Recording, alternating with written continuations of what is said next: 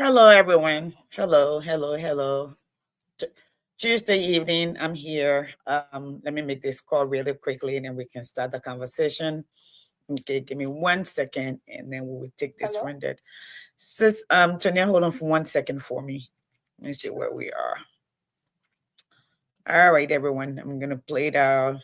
I didn't get to open the song, so I'm not going to play it. I'm just going to start up.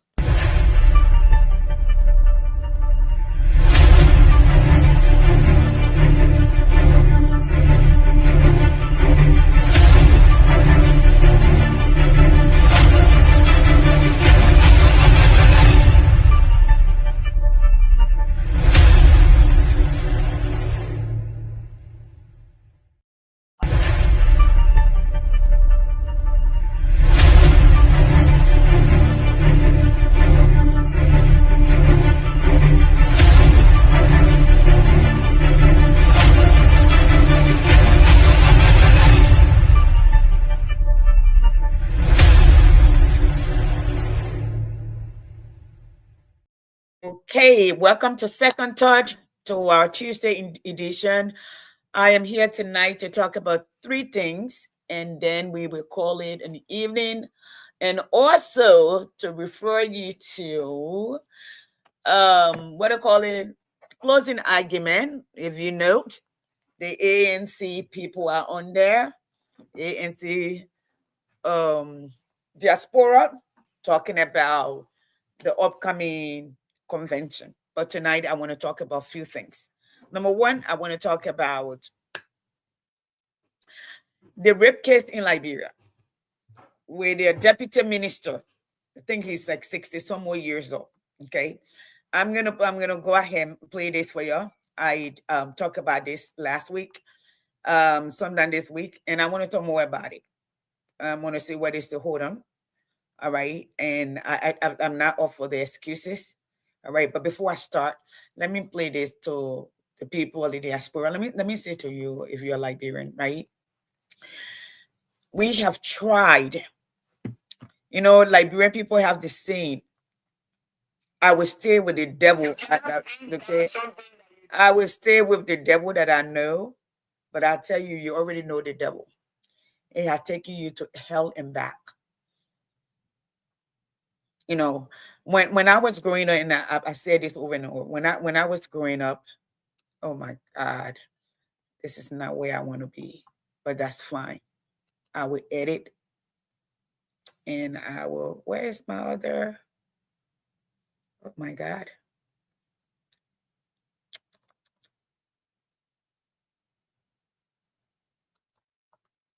why is it not here? God, give me 1 second. This is gonna go blank for a second. All right, I'm gonna play a video and I'm gonna go out while this video is playing, so I can add this. This is not where I want to be because this right here does not open up when I'm using it.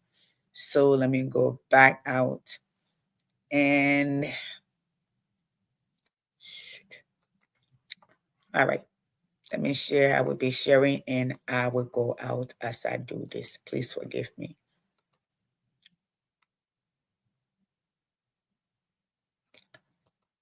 All righty. While we're here, I'm not here. My comments.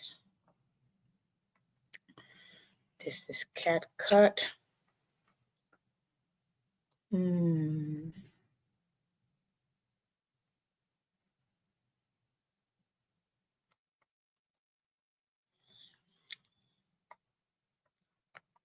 Okay. Do this. Or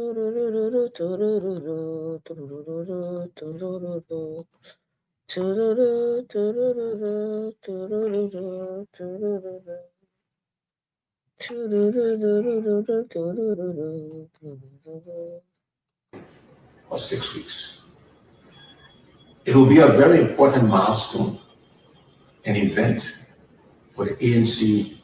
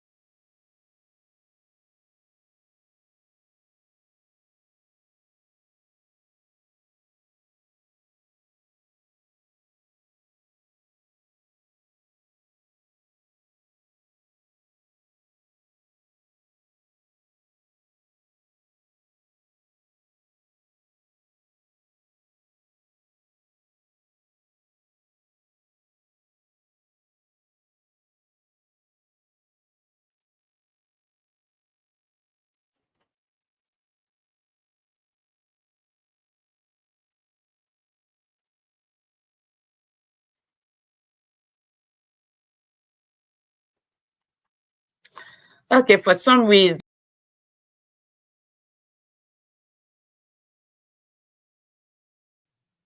Okay, for some reason, that just went off. So I apologize, everyone. That's my miss today.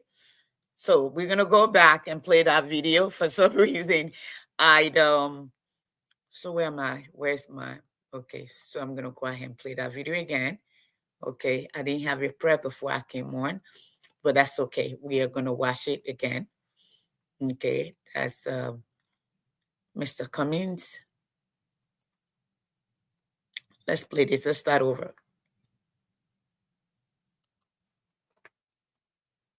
See diasporans in the United States. I hope this meets everybody well. As you know, we'll be going to a convention in Atlanta, Georgia, in about 5 or 6 weeks. It will be a very important milestone, an event for the ANC in the United States. I remind you that Liberia continues to be challenged. Our people continue to suffer. And unless we're prepared and are willing to work together as a people, will not change Liberia. You in the diaspora in the United States have an opportunity to set the example of putting differences aside, of putting egos aside, and coming together to create the strongest diasporan organization in the United States. So as we think about Atlanta, I ask you to think about Liberia and the suffering of our people, and realize that by strengthening ourselves, coming together, we can impact change in Liberia. So I hope I can count on you to make this convention the most successful convention we've had in the ANC, and indeed, perhaps the most successful convention any Liberian political party has had in the United States. I look forward to seeing all of you in Atlanta, to celebrating coming together as one diaspora organization, and to therefore impacting the party in Liberia and future elections in our country. I thank you, God bless you, and God bless Liberia. Okay, so I'm about to read on your parade a little bit. Okay, I'm gonna read on your parade a little bit. So since we've talked about this, I'm gonna counter this with something else. All right. I wanted to talk to you. I think my note here say help needed. Help is needed. I think most of you have been seeing a young man who just came to the United States maybe about 10 days, 11, 12 days ago from Liberia. Have gone to school, work hard, gone to school, graduated. And won a visa lottery, came with his wife or his fiance. And yeah, not been here long. Apparently he got sick. He has not gotten his documents. So, if you just getting your way, he has to make appointment, go to the immigration, get his documentation. But for all of that happened and he died abruptly. He got sick, he was feeling cold. They called the ambulance. By the time the ambulance came, they tried to resuscitate him. That didn't happen. It didn't come through, and he passed. So as we all know, he had not been here long, so we can't ask if he had life insurance. We can't ask and say, why does he not have life insurance? Obviously, he was not working. He was just coming in. So he needs our help, okay? I have not done this in a long time. And the only reason I'm doing this, I don't know him. People reach out to him. I remember in our community when I was president here, there was a Liberian young man who had moved here recently to Georgia. They didn't have any family member here. And he died. He died abruptly. He did not have a job. So the community came together and we raised the funds. The vice president at the time, Jared Yeke, his wife, and a different group of people, and we actually had a funeral for him. I think he was from Nigeria, but he was a Liberian first and foremost. And the community came together and we gave a befitting burial. Okay, even had a repast for him at our community center at the time. So at the time, we didn't have Facebook Live that connect all of us from all around the world.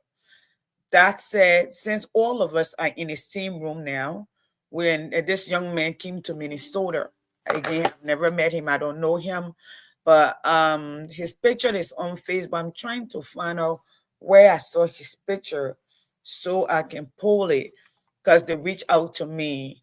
I think they said the brother is on another platform right now. So a pastor out of Minnesota, wife reached out to me, who is like a sister to me. Okay, reach out to me to see how we can help all of us as a community, and that's why I am reaching out to all of y'all. Okay, I'm coming on late because I have an interest on the other side. We had people being interviewed on another platform. I wanted to give them the opportunity to and have their say before I came over here to do the show. So tonight again, this is where we are. Please follow on Tuesday evening, Thursday evening, and Saturday morning, and Sunday evening with a platform of us on there. Okay. Please, if you're here, I will kindly ask you to share. Where is this, please? Yes, to share the video. And I want to say thank you for logging in. Okay, I wanted to talk to another thing. I will come back to the young man. I'll find the video and I'll come back to the other young man. And I wanted to also speak to this right here.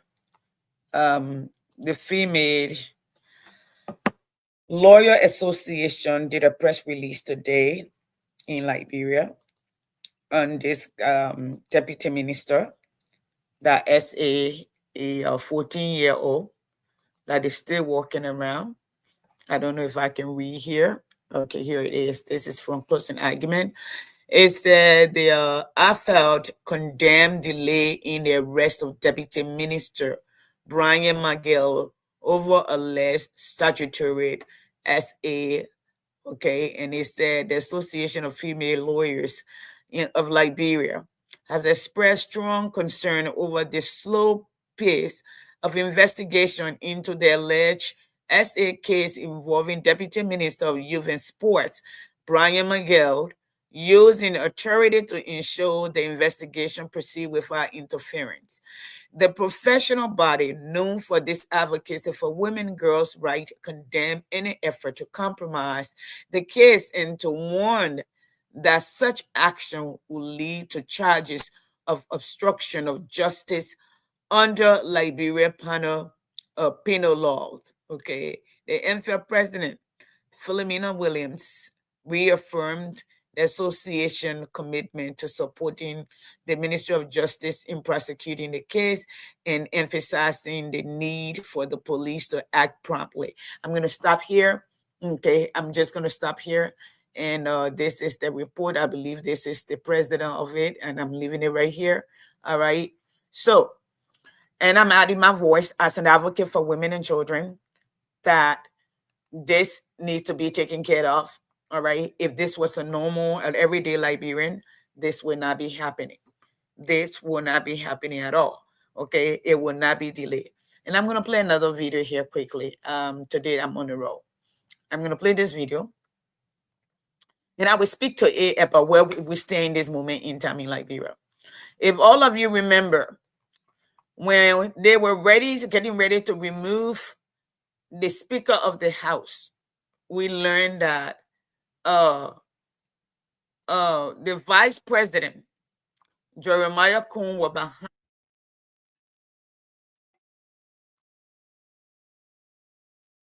Okay. Here we go. And I will speak to it deeply before I come back to speak on anything else. This is Musa right here. This is Musa ability. Okay. I am resolved, but the war that started against me, I am ready, I am prepared, and I will stand up against any foes that will try to silence me. Nimba, today, I want you to look around. If I'm joking, look at the opinion leaders of this country. Where are they? They have all been sidelined. Nimba is being treated like somebody's farm. But we will not allow that to happen. We'll go from town to town. We'll continue to do what we promised to do. And as I say to you today, Bumpo, like I told you last night, the road that people have failed to build in 40 years, I promise you, within 2 months, that will be there.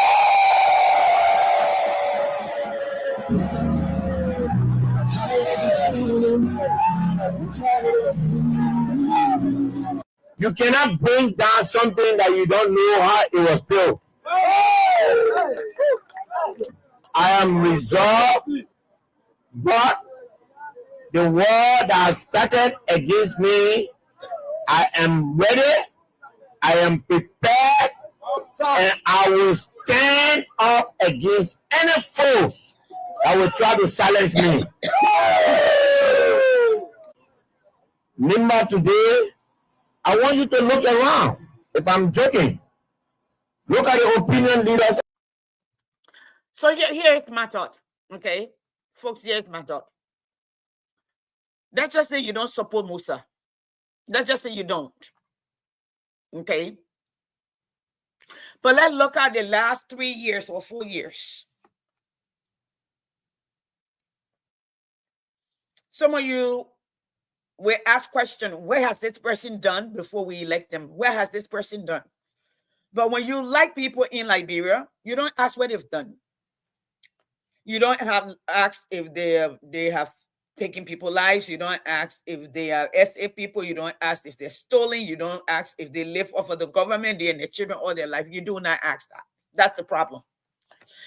When I was in Stackley, PA 4 years ago, a lot of people didn't know I was a native.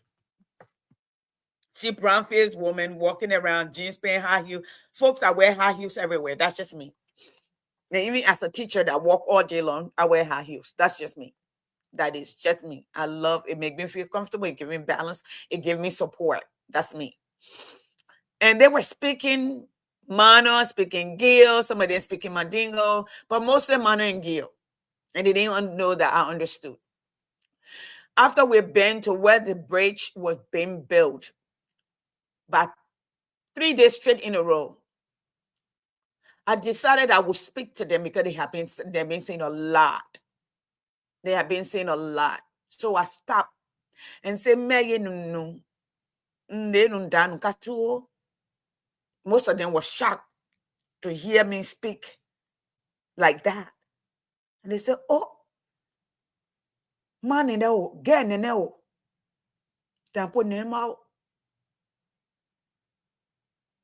Okay? And I began to talk to them. As I started talking to the young people, they started coming to the yard, to Musa yard, to hear me talk to them, to sway them and listen to what they had to say. And we went from town to town. I know a lot of people said, oh, people were running, and most of the people from the diaspora were not visible. We were visible. I was in Liberia every 3 months. We were in Liberia literally every 3 months. So that is not a true statement. When we are people, especially Liberia, when we are fixated on things, that's the way we are. Now, Jeremiah Kuhn was selling gasoline in glass bottle, in jars. Yeah, had a lot of trouble. Even when he was arrested in Guinea, I the one who talking it. I know a lot of you They call my mom to call me. My mother, no, she taught me to speak my mind, to speak my truth. Most of the time I tell Mama, I hear you. Okay, I would not disrespect her, but I'm still going to do what I'm going to do, what I know to be right, because that's what she taught me, to do what I know to be right. You know, I live in a country where I teach children, I said them, when you see something, say something. When you see people being bullied, speak up. So I'm not going to stay here and say so and so. I've heard many of you say, Musa this, Musa that. You're yet to give me concrete evidence what Musa has done. Okay? If most of you, your mom, your pa, your uncle, your auntie work for the most corrupt government ever.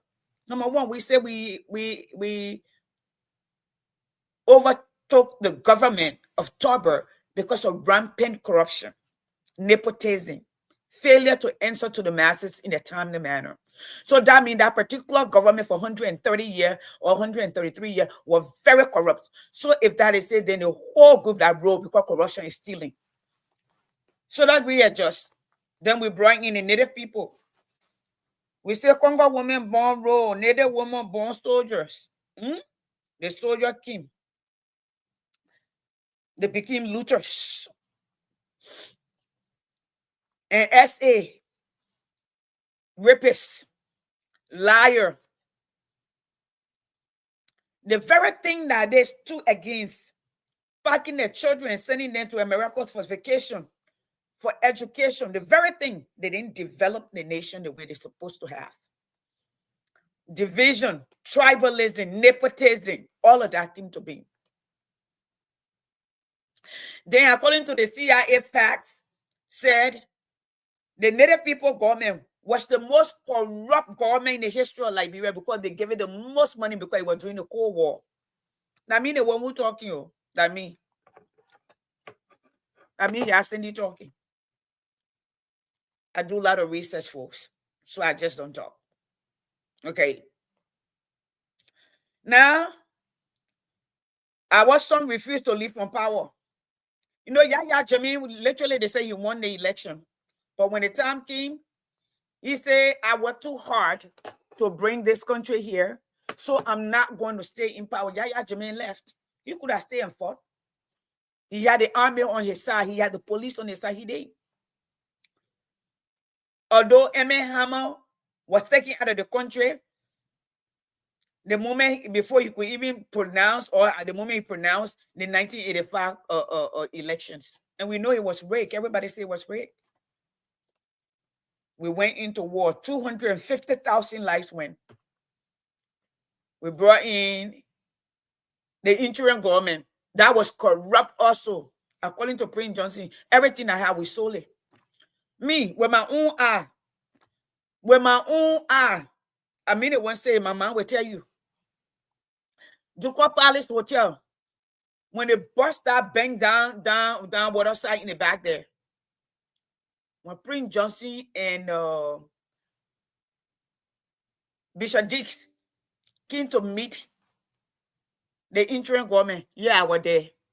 You know, I call myself Forrest Gump. A lot of people don't know. I call myself, and you know what? I need to start writing my book because my life is full of so much story.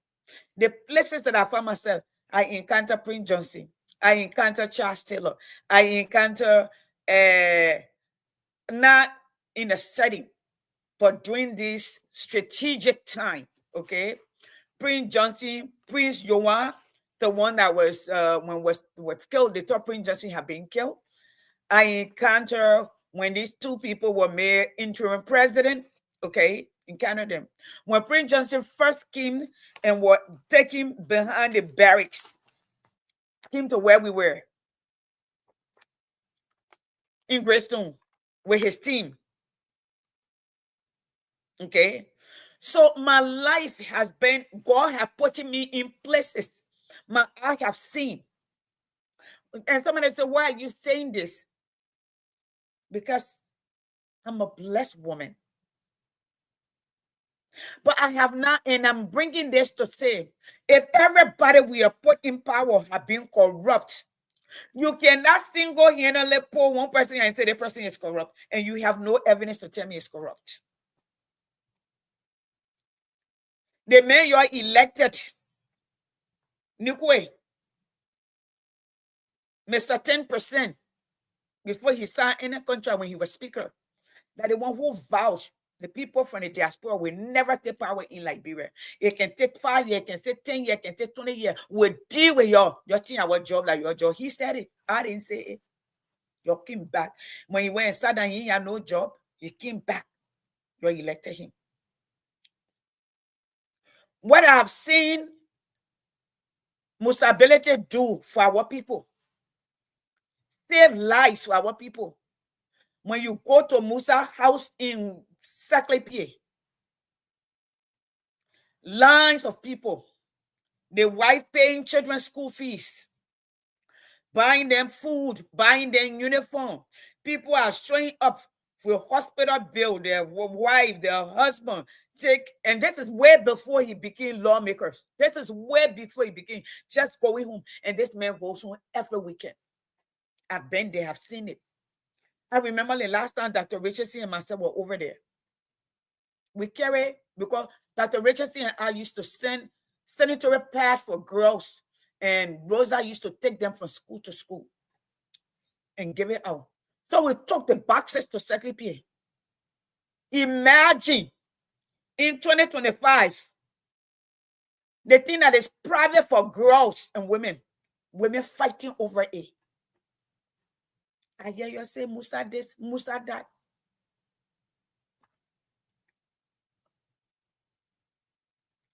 But nobody giving evidence. Your bigger evidence for me is FIFA.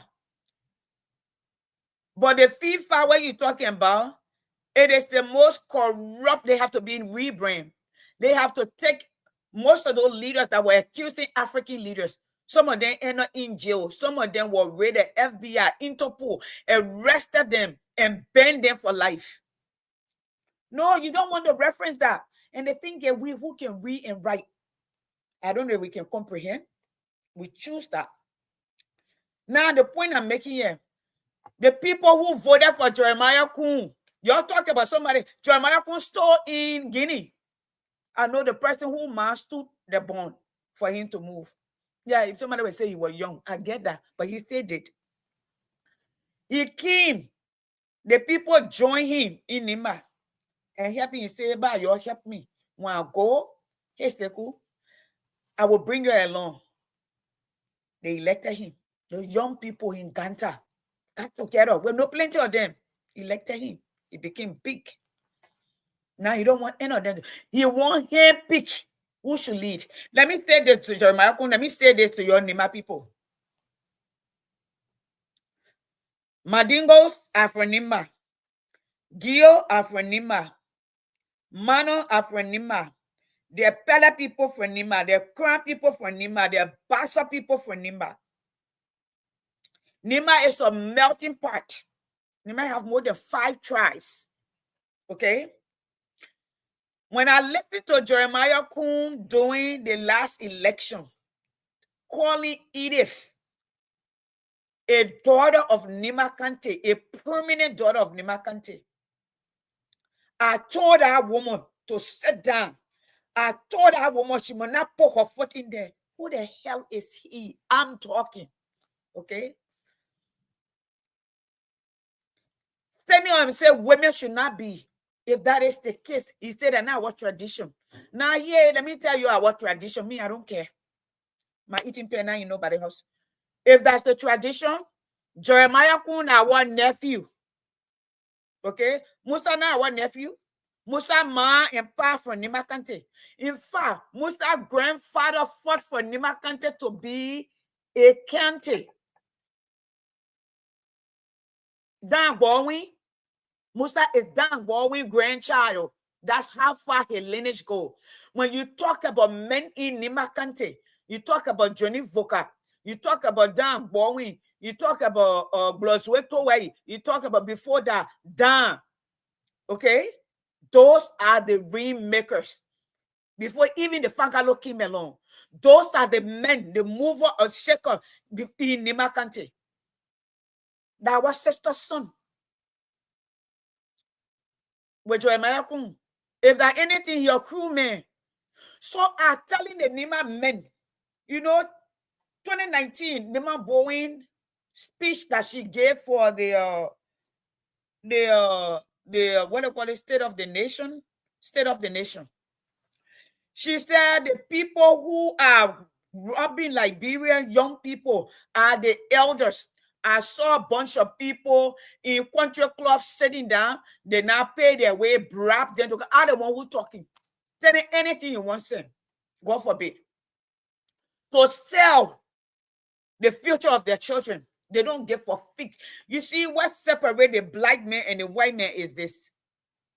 The bad white man said, I will fight and live for my child so my child's life can be better. I will work my butt out and sweat so I can leave something for my children. The blind man, especially the Liberian papi, he will say, give me my own, let me eat it today. Their children are hurting. They will sell their lives of their children. Majority of you, they sell their life, the livelihood of your children. That's why we're in perpetual poverty. Because you don't say today, I will eat dry rice so my children can eat oil rice tomorrow. Today, I will put my neck on the line. Okay. Most of you, y'all need to find that movie called Braveheart. Okay. It's made in, I believe, in Ireland, where one man challenged the kingdom and said, I know I will die, but my children will no longer be slaves. I know this war will not end now, but I will make sure my children will live as a free man. That's what he did. And were able to mobilize across the place. Okay? Across the place. The white man will be insurance on himself. When you bring our old papa there to America, they hear, he said, our old man there, he said, ma, let me take insurance on you in case, oh, you won't kill me? You won't kill me? I'll kill you where we get. I took you all the way from Liberia to bring you to kill you. But then when they pay, they tell you, you must take their body to Liberia. That's $30,000. And if somebody who don't want to beg people, maybe all you saving, you 401k or wherever you got to start your business where you will take it to carry their body to Liberia. Because that's where they say. When you're talking to them, they know everything because they get friends then they call them who tell them something. That's some of the things I say. I'm saying that to say this about Musa. Nima Kante people, Musa, are your son. When I hear all of us came from somewhere. Some of us got lineage in Guinea. Some of us got lineage. In fact, my family have a whole town in Guinea. Never been. My sisters have been. When my father found out he had cancer and he didn't have much, they wrote down his eye. He said, nah, I want to take you so you can see your other family people. My dad. We were right here in the bathroom. I'm sitting on top of the camera. She's sitting. And said, I really wanted to take you so you can go meet your family people. Your sisters have met them. We have a town. A whole town. My brother wrote a book about our lineage, our ancestry from Mali. Everybody said that you're core-setting people, but y'all want to be something. This man single-handedly, you know, I went to Nima and ran campaign for Musa. I did. The time where my father was born, where his father was born, over 200 years, my own family man, Roger Doma.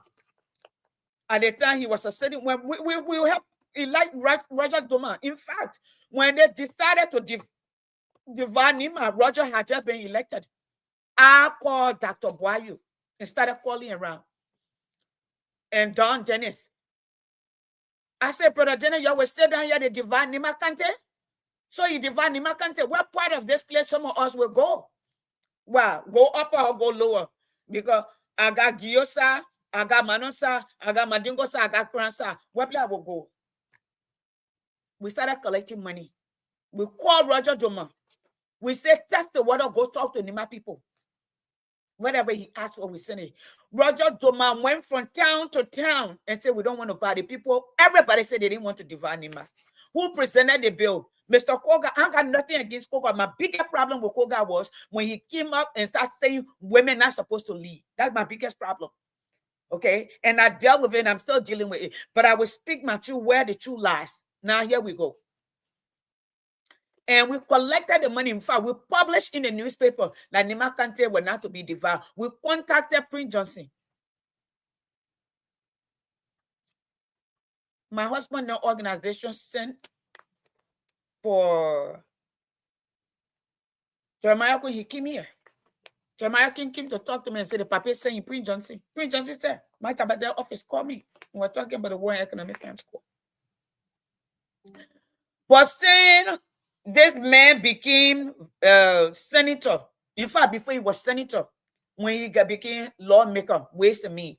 When they started putting money, according to Ellen Johnson Sirleaf, when Liberia became, the corruption became vampire. Who the hell is anybody in Liberia to call somebody corrupt when the whole freaking nation is corrupt, is morally corrupt, is financially corrupt, it's everywhere corrupt. Most of the men can't keep their pants up. Most of them can pass by little girls. Most of them now, they're crossbreed. They cross the street to Susanna. The other day, and I will not show the labor office, a little young boy who don't look like he even 17 was caught in a man's bed naked. He said he met a man on Facebook. When you wake up, I like the jelly. Some of you in our ambassador on Facebook. When people are disgusted, they're selling these little children. But you're working yelling. Most of you undercover, you're in the closet. You feel free to leave. But you're the one who be yelling. Yelling all day long. Fathers, you know, when we were growing up, our parents made a farm. We watched the bird. Yes, I know how to watch bird. We used to sit on the low moor because you don't know if they, I know, the quiet hyena or whatever will come, leper or something will come. So our family people used to build the stuff in the tree, and the children will go in the morning with those children.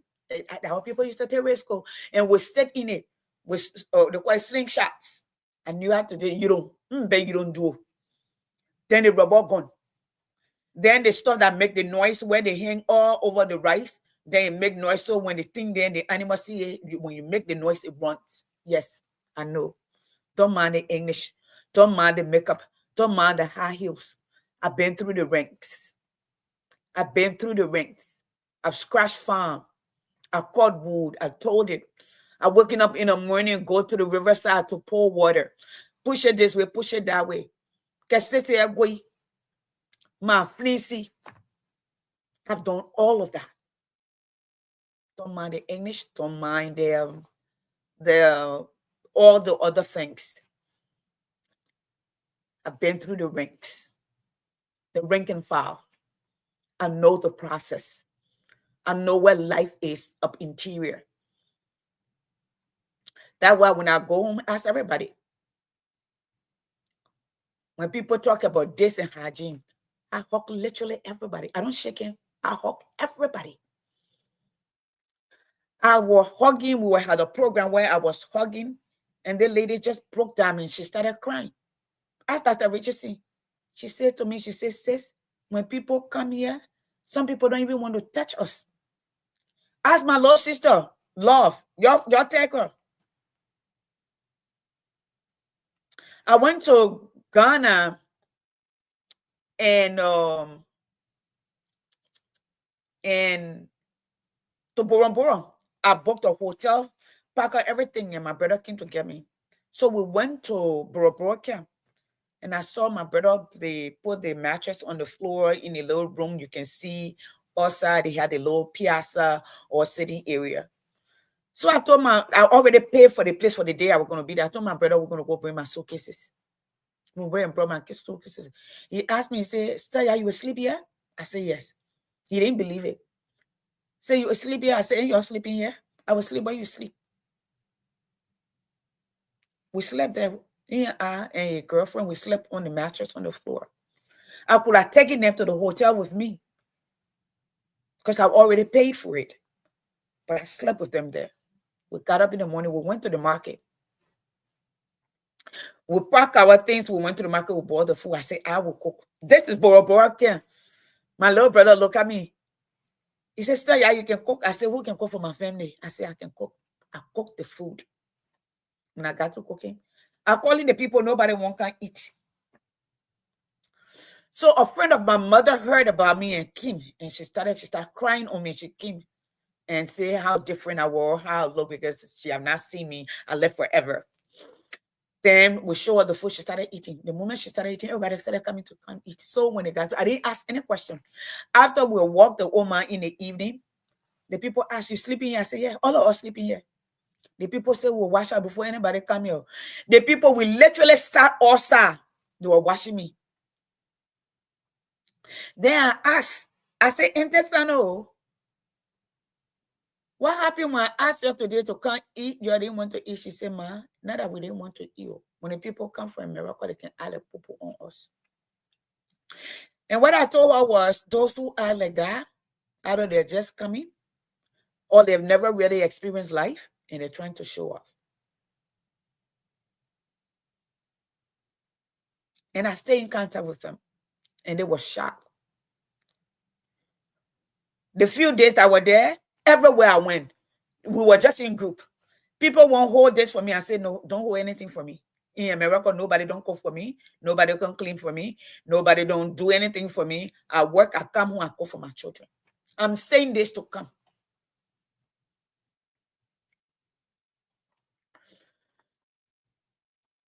The person who now see tear in your eye, the person who came to your that river, my aunt, Nyasing right there, my aunt, Notia, Vami, Doba, when that road, and I walked that road before with my little short legs when I was little. I can still remember how far. I didn't even know how short that was when you were in a car, how far that road is to walk from over there market days to come to Seklipi. Yes, I remember.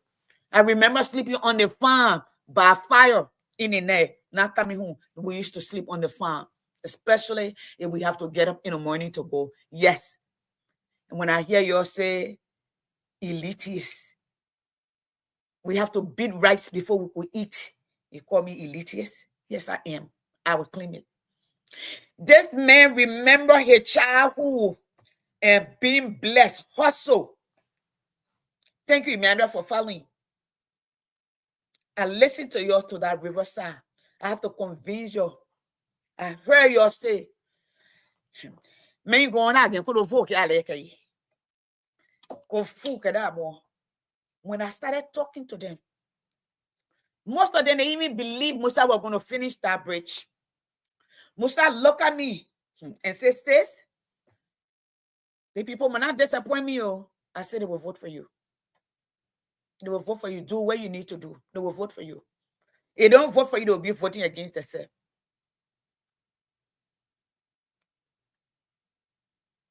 That river, I stood at the bed of that river. At the bed of that river, that river, that I've been there before the nation were even named.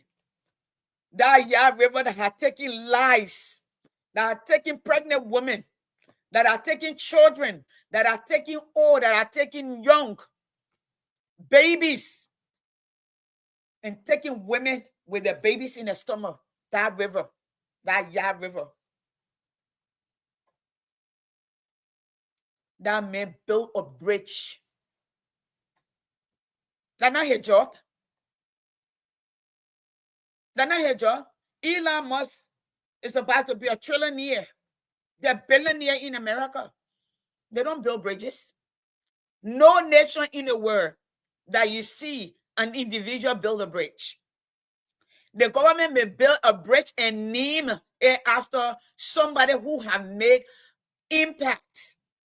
The government may pave a road and name it after an individual who have brought tremendous change. That we have Martin Luther King Drive, Martin Luther King Boulevard here and there, who have impact life. They don't have to.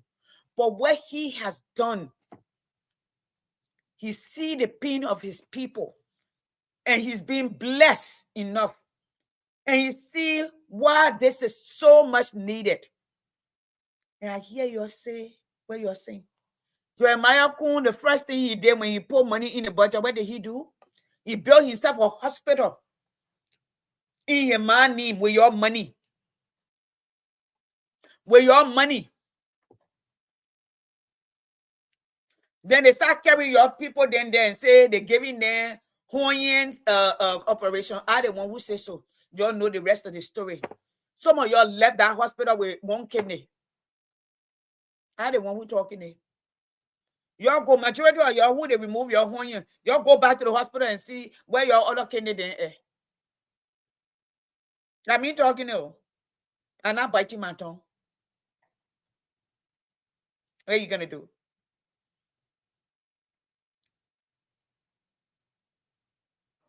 Some of you who did that, saying you left the hospital, you don't get well. The last I checked, the doctor at that hospital was Jeremiah Kun's friend. What happened to him? When he was caught the other day, he didn't even have license. That people had died in care. What happened? Then he escaped the country. Now, you're the Madingo men then in the Makante, the Dio men then in the Makante, the Mano men then in the Makante, the Bri men then in the Makante, the Kwan men then in the Makante. You sit down, your nephew come and tell you can't tell you're not men enough. He decide. When I hear them say one in my agenda, that not one in my agenda, that Jeremiah Kun agenda. Blacklisting everybody. Blacklisting everybody. And I hear Nimbali saying, oh, we're close to power. We're good close to power if the person you will put that will embarrass you, will become a dictator, will set on you and your children then, that your life will be in his hand. We've been through this road before. I the one who say it. Me, I can smell evil when I see it. I the one who talking to me. That's in the knocking my chest saying it. I sat on this platform for months and we talked to y'all. Being a part of this song and literally dancing does not mean you're leading it. When I was a little girl, I used to love singing. I didn't even know voices are tuned. Say my mom then would beat people in the church. They put me in the choir, but they put me in the back.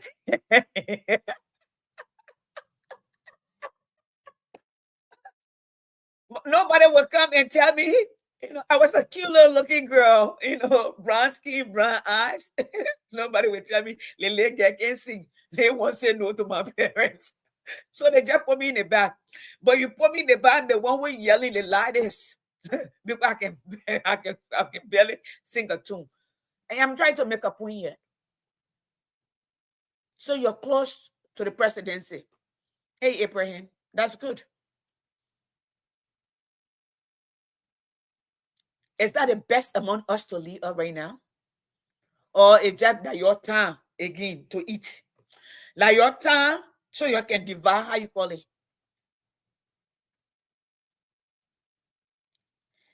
There is no functional agency that the government controls in Liberia that is functional. Water and Saver, almost 30 years after the war, nothing is happening. Nothing is happening. 25% of the country does not have water. They gave them money. They don't contribute to the budget. When Ellen was there, they were contributing. They put the barely contribute to the budget. That is the financial capital of the nation. Okay. Even during CDC time, they contributed more than during this time. I'm talking it.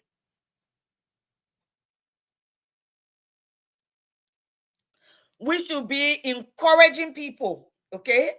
So instead of saying to Musa, we're going to take that for 35%, okay, 35 cents to 2 cents. Yeah, what we're going to do. We know their bulk price. If I left from here and went to Costco and buy stuff, it's not going to cost me the same as if I went to Walmart and buy it, or I went to Kroger and buy. It's going to be more, especially if I'm not buying a lot. Listen, we're going to subsidize. That's what the rest of the world do. You see, China, you think that the Chinese people, individual money they bring into Africa, is the government money. You welcome, Brother Sano. It's the government money. They invest in the people. Go listen to Deng Xiaoping, how he changed China from isolationist, okay, to, we call it, to capitalism, or to market, what do you call it, command-leaning market economy. Because the government is in charge, but it's still market. It's the part of it that is command, because the government is in charge and give the money out. That's how they build their country. America, when you discover something, why do you think Elon Musk got money from? You don't think that the government gave him the money, gave him grants, gave him contract? Because they know the more he produces, the more people they hire. You could say, you know what, Musa? Or leave Musa right there. Instead of going for him, find other organization that can invest in the same thing and bring competition. The competition will drive the price. That's what the market economy does. Okay? Supply and demand. Okay? And the market will derive or will dictate the cost in the market if there's competition. But you want to do everything monopoly. We are a democracy. How do we have a market economy? How do we have a command economy? You go to Liberia. We went to Liberia 3 years ago. Okay, a friend of ours, a big sister of ours, gave us her apartment, and we decided the room she gave us, we were going to put air conditioning unit there. Since she didn't ask her for anything, so we decided the air conditioning unit was $350. It was Saturday afternoon. We arrived and we needed to get that. I think we got there Friday and the place was hot. So Saturday we got out. Stores closed in Liberia at 2 o'clock. All the store we went to, only one store. When I went to talk to 11 people, we said, we're going to say you're not going to find it anywhere. I'm the only one who carry. This is the calm that the other person carry. Only 2 stores carry that here. They have absolute monopoly to carry those things. In a small country, open the market. Instead of going after the man, that's not how you build an economy. Let me tell you something. When even the Continental Railroad was built here, okay, the money came from the government. The idea came. Even when you talk about Standard Oil, the money came from the government. But as they grew stronger, the government decided and said, well, you're not going to buy everything. Somebody else came up with an idea. We're going to infuse money in it. We're going to do it this way. Here, when the Southern Bell got too powerful, what happened? The government came and regulated it. We got Singular, we got AT&T, we got the Bell Western, we got the Bell South, because they didn't want monopoly. So there can be competition. For a very long time, we have BlackBerry. Then we have Nokia. Then something else came. The price started dropping. Then we have cell phone company. Others started coming in. The government didn't say AT&T or West Cell Phone. This is not what it's going to be. They supported other organizations to come. Okay?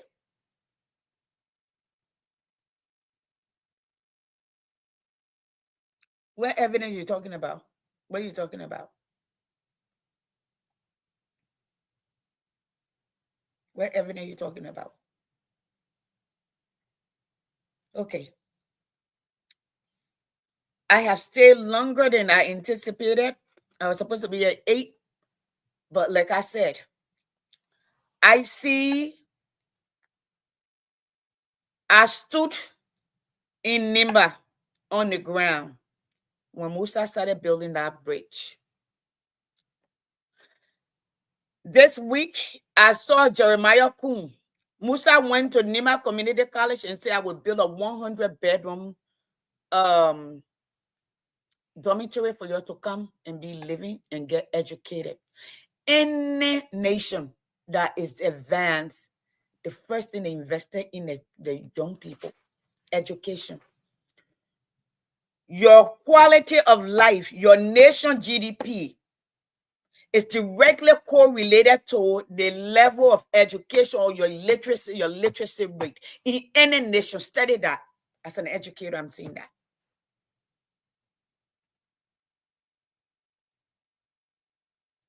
No, Jeremiah Kun went and bought 250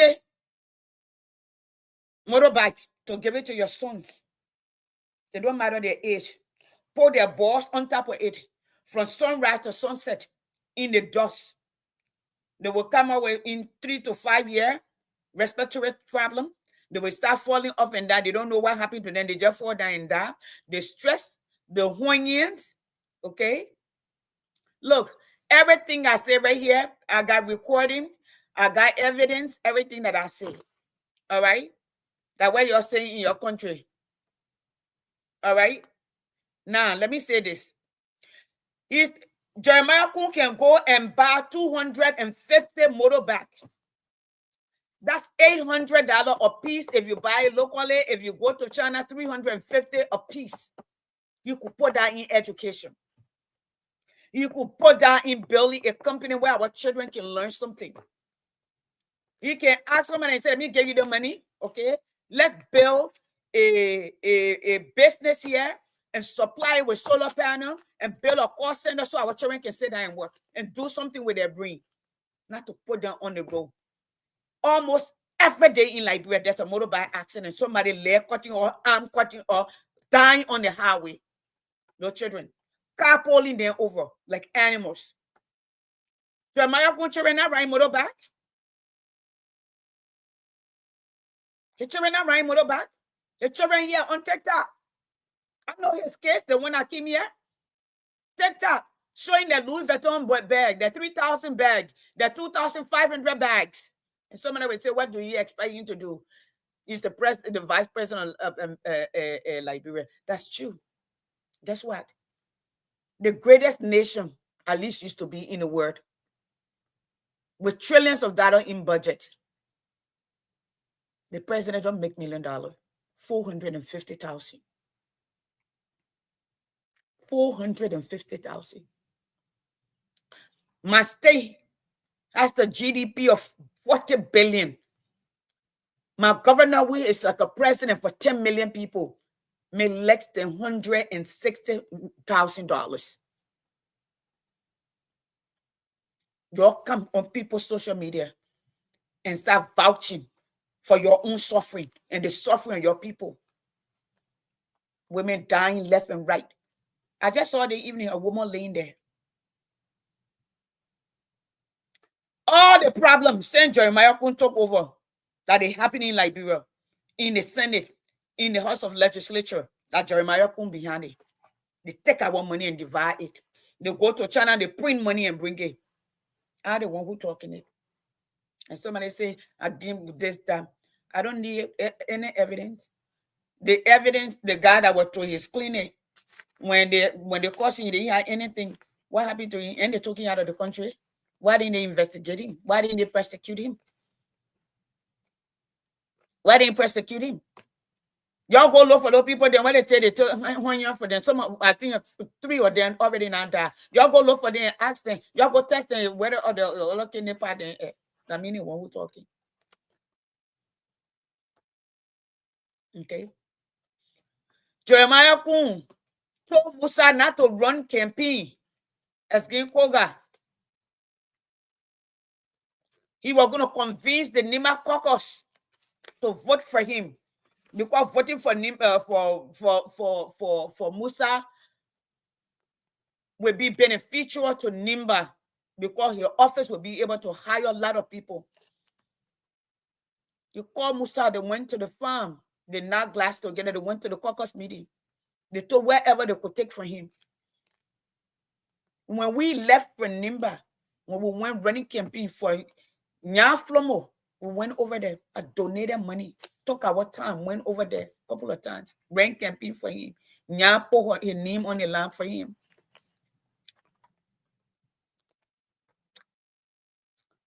Nya asked Musa to go pave the road going on the people place. That place we drove there, it was scary. Musa greater the place. He promised.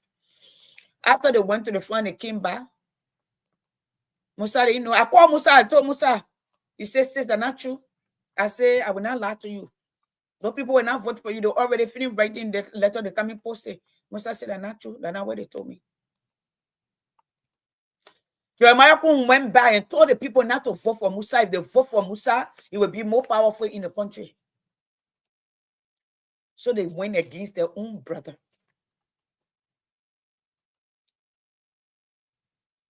He did the same thing. When they say they more investigate, y'all want evidence.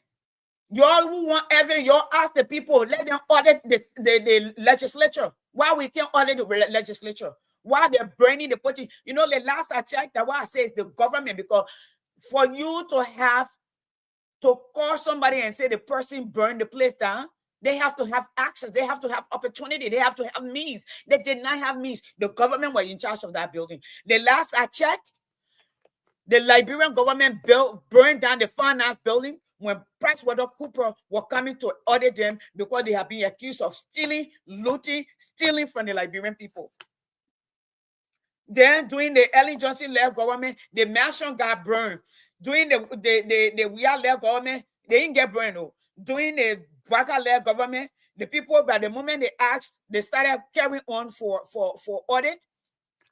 The capital got burned. They start torturing people and carry it. You know, that after the midterm in America, like when some of us will know what happened, you will see me back in Washington. Y'all keep coming and bluffing. I'm taking some time off. I'm watching. After our midterm in America, I will know. I will know if our people stay in charge. If our people in charge, I'll be right back in Washington. I mean, right now, some of our people stay in charge, still get called. But I'm watching, because where we stay in this moment in time in this country, that time, I don't want to be distracted. We're watching you all, and we're taking notes. Listen, Liberia is televised.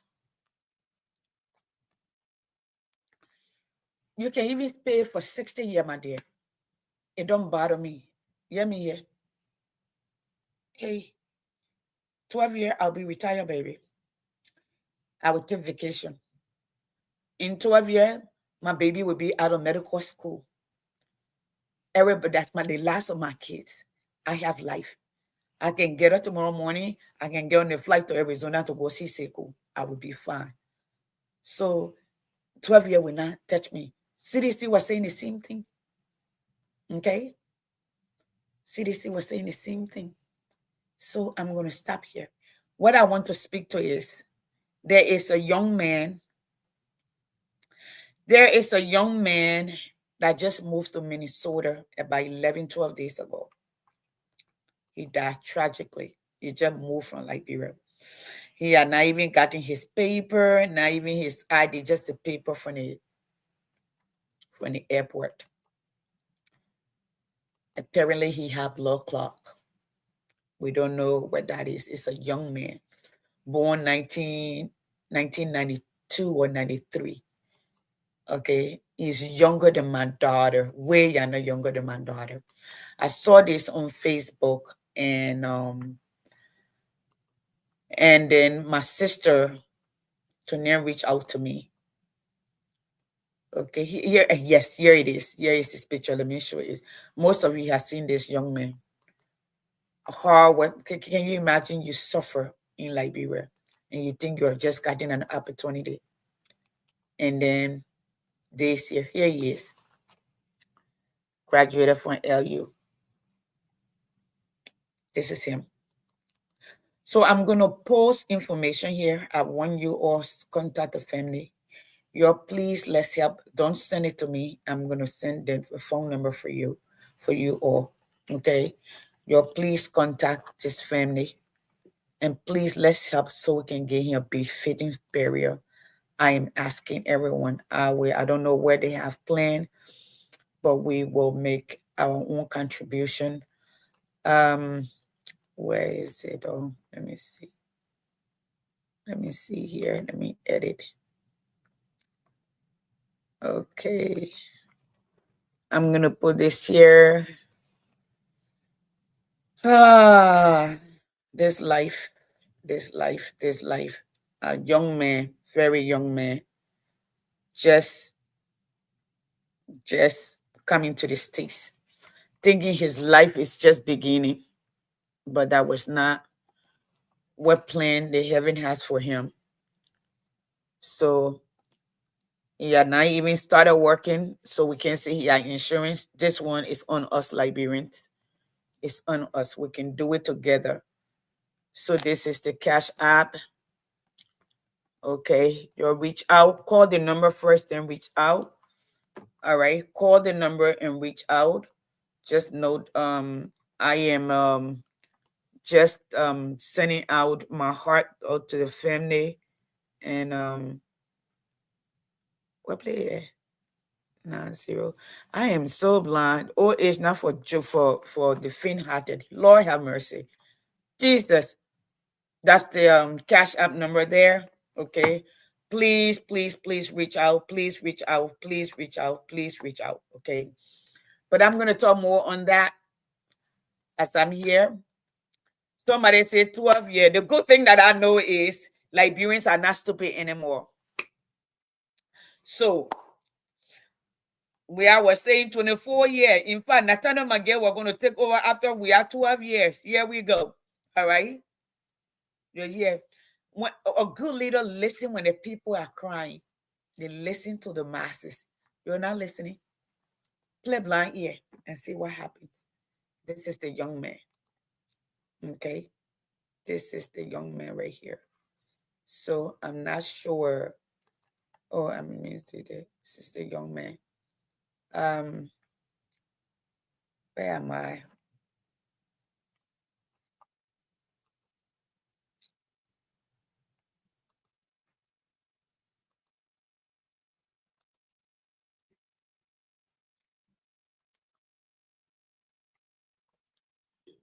Okay. All right. Here he is, and his wife, his beautiful wife. Here he is. He came with his wife. I'm gonna end here with this. We talked about this on my other screen tomorrow, just him, and then I can have people calling. He got married, came. Wow, beautiful couple. This life here, this life. Yeah, we're talking 12 and 14 and 20 years. I know people falling down every day. Good for you, but here it is. All right. I don't know his name yet, but if you reach out to Sister Nia on the number that I just posted, she should be able to give you all the information. Okay. Actually, let me look here. Okay, give me 1 second. Let me post here. I will come back here. And I have more information on here. Let me see. She sent me this. Here's his name. His name is William. Oh, yes. This is what I wanted to show. Yes.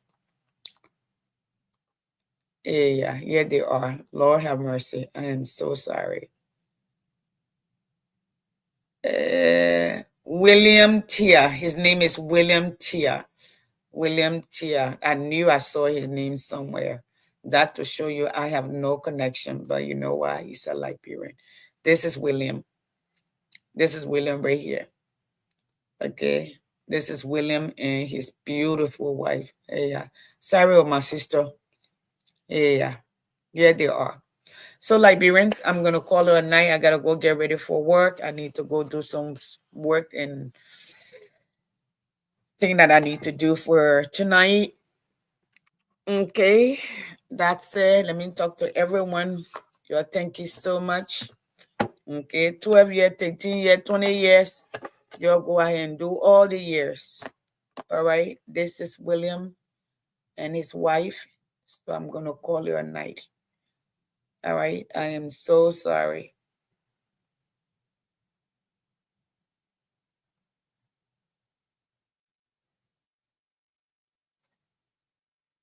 Who's showing my contact? Okay. They are. I'll talk to you later. Yeah. Good night, folks. Yeah. Good night.